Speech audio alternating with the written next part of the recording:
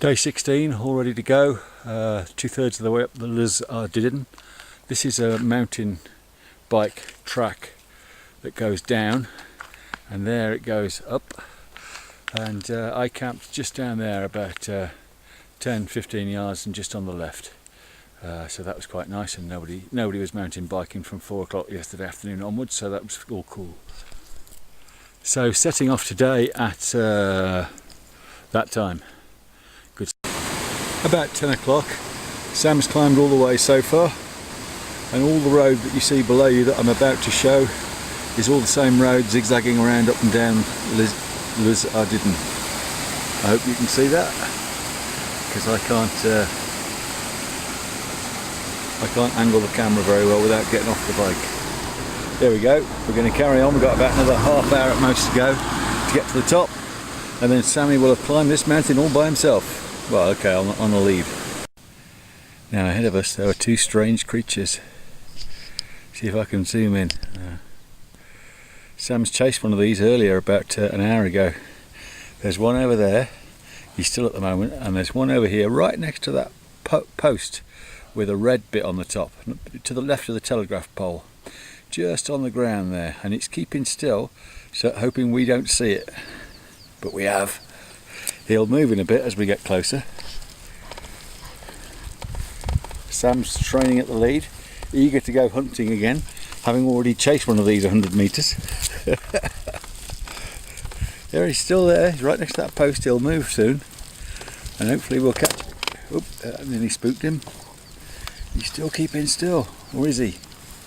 Oh no, he's gone. He's gone. He's evaded me, the little swine. Anyway, less than a kilometre to go to the top, and this is Sam's hill. He's climbed the whole way. 1,000 metres it'll be. Sam, chill. Careful, watch your step. Careful. Careful. Careful, watch your step.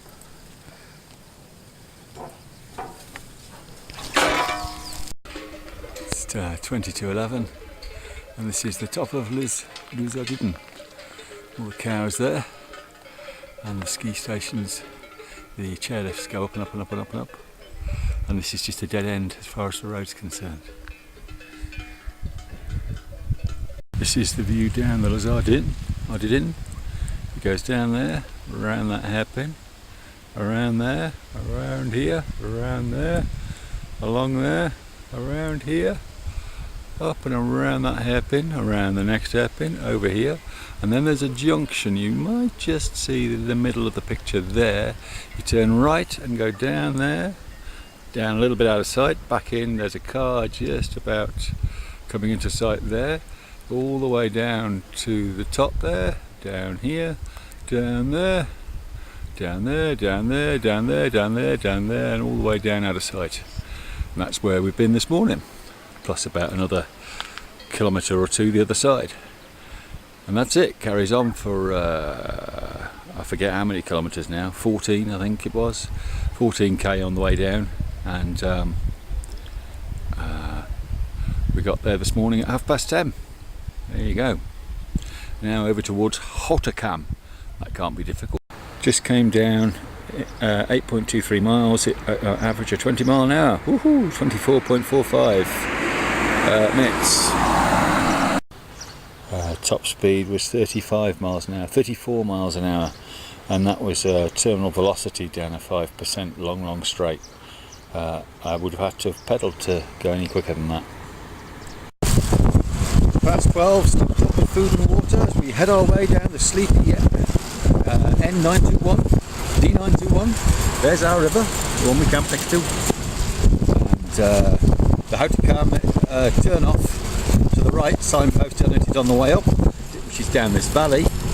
And that's 5 miles down the valley as the crow flies. So, but it's nearly all downhill as I remember, so we descend from 700 down to, well, we've already gone down about 650, down to about 400 metres I think for the foot to climb, which goes up to 1600 metres and includes some 9 and 10%. But we're ready for anything, apart from rain. We don't want rain. No rain please. If we can get up to the top of this thing, which will probably take 5 hours, today, then great. If we can't, we might spot a, or if it rains or we spot a campsite again, we might abort for the day. Well, abort, stop halfway and try again the next day. I don't know how dangerous this looks, but I'm doing about 12 miles an hour. I feel relatively comfortable steering with my knees. I hope that lorry feels the same. So we found the turn off for the Hautecam, and I followed it, and it started a steep uphill at its 440 metre mark, and it's all clearly signpost, so it should be fine. And the weather's good really, because it's not as hot as it could be, even though we're now very low. There's a man having a pee by a tree. I'm sure he wouldn't mind me putting that on YouTube. Here we go, it's a signpost ahead. We're turning right.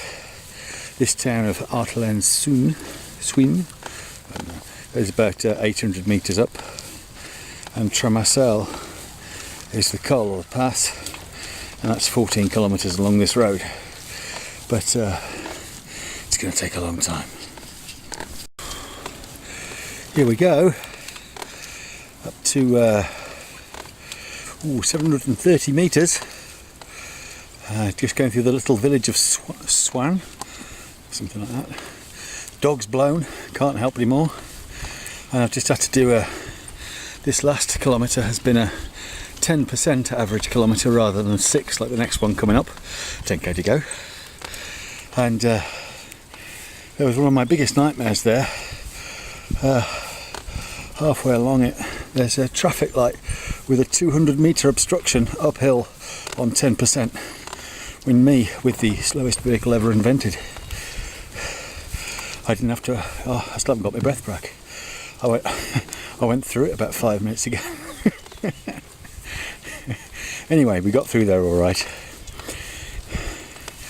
And I'll probably be able to go all the way to the top myself without involving Sam, because he's already had his big day earlier by finishing off climbing Les Adidin. He wanted to walk earlier, but then after about 1.5k he'd had enough.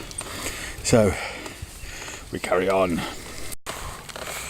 2k from the top, as if the driving rain for the last 6 kilometres hasn't been a bit of a pain. I now seem to have a herd of cattle on the road, and they don't look very pleased. Please get out of the way. Those look very sharp horns for a cow. Sam's all covered up. They're scared of me. Either that or they just don't appreciate my sense of humour. Come back! Go on, I'll wear red. Anyway, Sam's been locked up in his trailer with the tarpaulin over it, and we're all set for rainy conditions. I'm wearing my outfit like that to keep the rain off my top, and if ever I get to a place where it's not raining, these shorts tend to dry in 20 minutes or so in the sun anyway, and I suspect that lower down it might be a perfectly nice day, but we are quite high now. I think I've got about 130 metres of climbing to do, and I'll be at the top, and I think it's going to take me something like 4.25 hours, something like that, from when I last took my watch out and risked getting it wet. So nearly there, then we can swoop back down to the campsite pretty sharpish, because I doubt if the restaurant's still, or cafe is still open at the top, because there's no one cycling up, because they all checked the weather forecast and I didn't. Well, this is the cafe, not the cafe, the car park at the top of the Hautecam. This is it, in the driving rain. Oh, there's a cafe, maybe over there. It's down a bit though, on the wrong way. So I don't think I want to go there, because it's probably shut, and I don't want to cool down before I start ascending. So I'm going to turn around and go down now, and hope to God it's not raining halfway down. Right, I need some evidence. Hopefully that is enough. Here we are. Autocam Ca snack bar fermé. Snack bar higher up at the Col de Tremesel is open.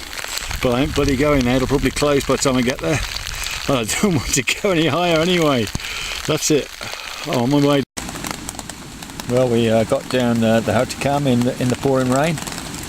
Very cold at first. As soon as we turned round, bitterly cold because I wasn't pedalling. But brakes were working well, so got down fairly quickly and found a campsite as soon as I got to the bottom within about 100 metres. It is next to the river. You might see it if I hold the camera up, kind of over there. Maybe you can't. But more importantly, look at the size of Sammy's Indians. Look at the size of that sausage. Never mind the quality, feel the width. He can't even get his teeth into it properly. Go on, chew it off. Go on. Oh, he's got some. He's learned this from yesterday. So he's a happy bunny now.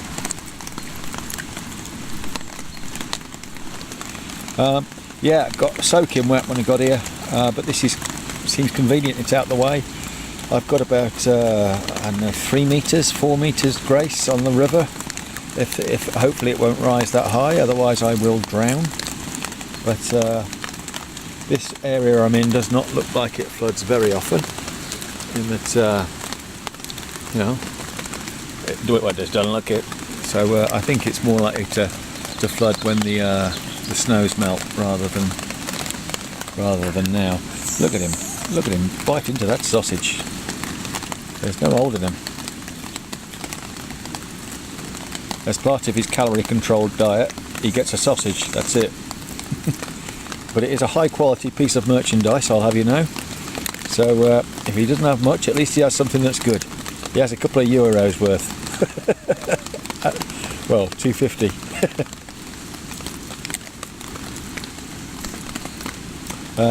All dried out now, changed clothes. The hammock's a bit worrying with this rip in the top layer. Hopefully the bottom layer will hold us and Sam won't make it worse. We shall see.